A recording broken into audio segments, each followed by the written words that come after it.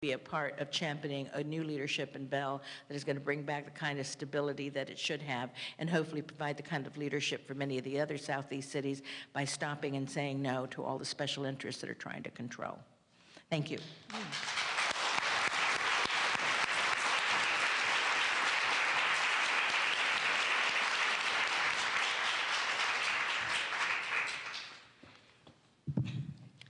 Thank you, Supervisor Molina. Special interests. Yes. That's the one. I want to introduce Nora Saenz, who is the founder of Justice for Bell. And Nora is a lifelong resident of Bell, California, and the founder of Justice for Bell, a community organizing effort focused on building grassroots organizing and power for residents.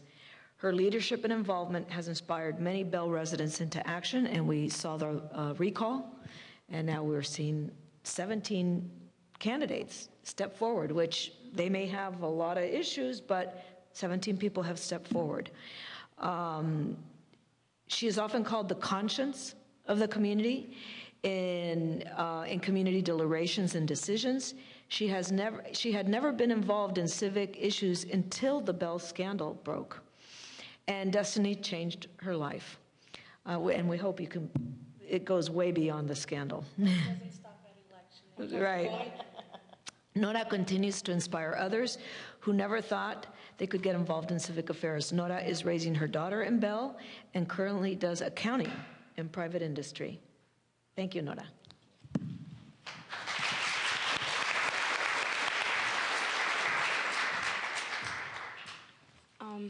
Okay, well, my name is Nora Saenz. I'm a community organizer, and all of this started it was in the morning. I was at Starbucks ordering a coffee, and I seen the headlines on LA Times, "Is your city manager worth $800,000? Never did I expect for the city of Bell to be part of that story. And when I seen it, I felt sick. I went to work. I was like, I can't believe this.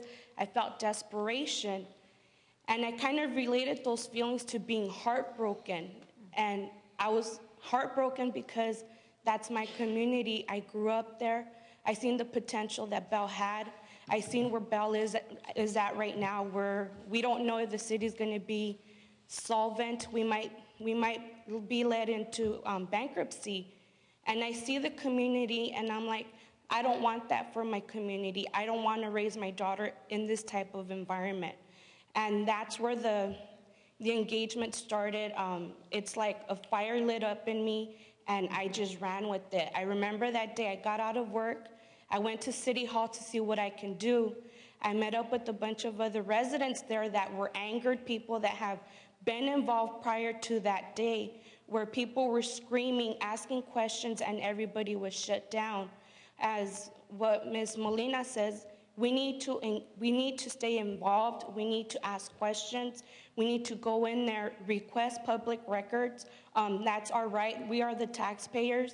What I think we lose sight of is that these council members, they're there to represent the community. We are the community. We are the people. It's our obligation. We need to be held accountable as well as the council members, where we're the voters, we are the taxpayers. We need to go to City Hall, find out what's happening in our community. What is it? Where's our money coming? Where's the money going? What does the community need? And in being involved a lot in all of this, I've met different people. I see the need in the community. I see the lack of programs that the community has. And I think that's done on purpose to keep the residents in the dark. And that's not going to happen anymore. Like I just said, my engagement started when I read that LA Times article. Come election time, it's not going to stop. I'm still going to keep active in the community because there's a lot of need there, and I want to find out what I can do to help the residents there. One of the things that we can do, like we said, is we can go to the council meetings. If we can't make it to the council meetings, a lot of the information should be available online. As far as reading the budgets, we need to find out what the revenue is, what the expenditures are, what money is going where. There's a lot of times you have people misusing the money. So you want to find out, why is that money going there? I remember prior to this, I was like, you know what? I work, I take care of my home, and we're paying these officials to take care of the city, but in reality, they need someone watching over them. That's where we come in. The taxpayers, we need to be the watchdogs as far as where's the money going, why is it going there, why are we paying for these services, why don't we have these services? It's all about the people, and they need to be reminded of that every month or every other week when they have the council meetings. How many people here have been to council meetings prior to the Bell situation?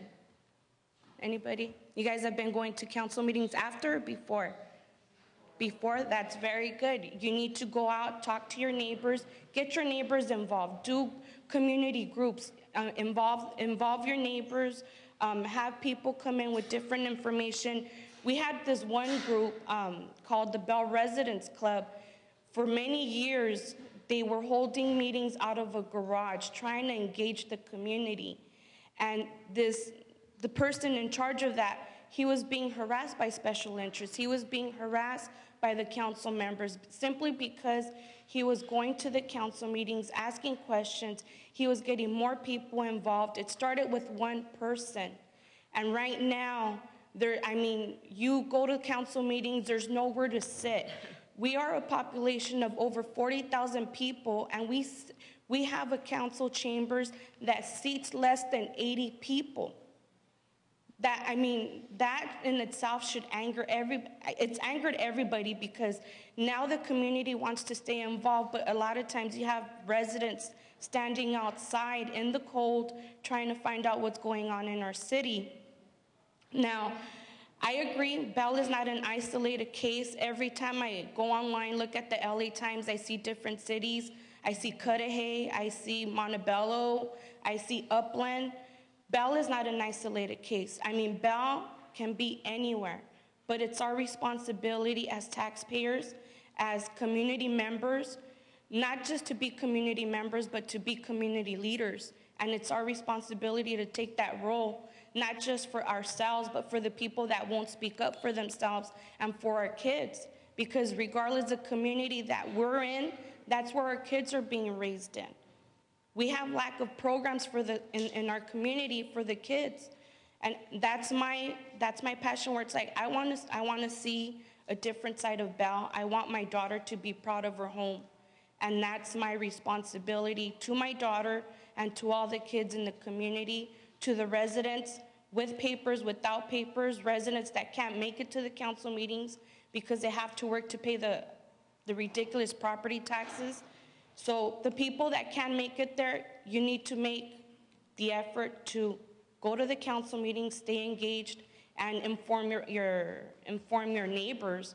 Another thing too is we have 17 candidates running for the council seat, where before you wouldn't have no more than 3. The majority of the candidates right now, they're part of special interest groups. Again, those special interest groups don't have the interest of the community, and that's where I come in. That's who I am fighting against. We are considered the underdog because we don't have the funding from the big organizations, but we're going to keep fighting because Bell, that's our home, that's our community. Thank you.